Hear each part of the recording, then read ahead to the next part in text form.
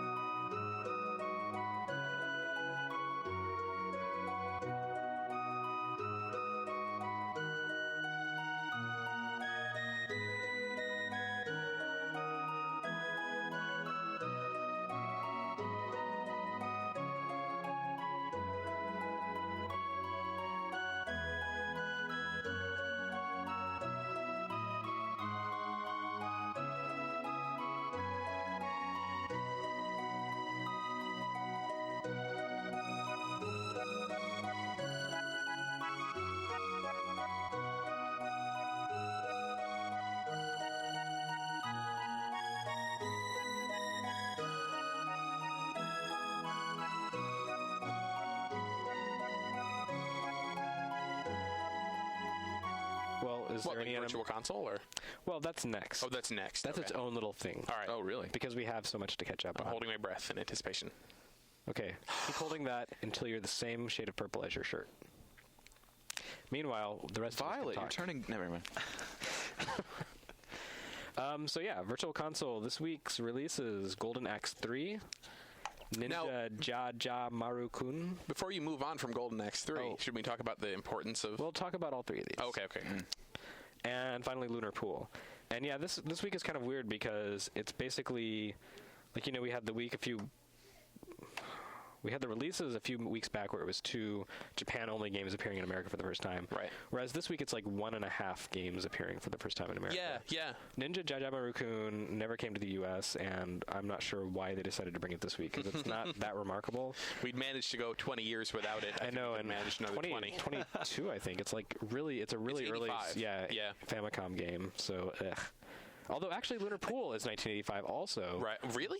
But it's a compile game, right? And therefore it's good. It is good. But the thing with Ja Maru-kun is, you know what? If Ja Maru-kun had come out in the U.S. in '85, there'd be a lot of people in the U.S. who fondly remember it.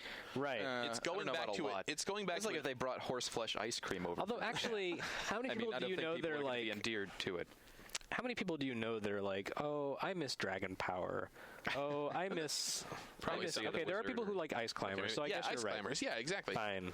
But then again, that does have the Nintendo thing going on. Right. They showed up in Smash Brothers, and therefore people have been brainwashed by the but I mean, Smash Brothers Hypno Ray. Right, but in 1985, Nintendo was licensing other people's third-party things and putting them out themselves. You know, for the NES. Oh, right, yeah. like Kung Fu. Yeah, so I mean, they could have done it with Ja Maru-kun, but they just didn't. It's not.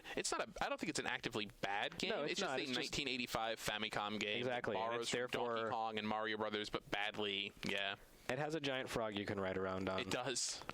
That's something. But I think the most interesting thing about Ninja Jajamaru-kun is that That it's $6.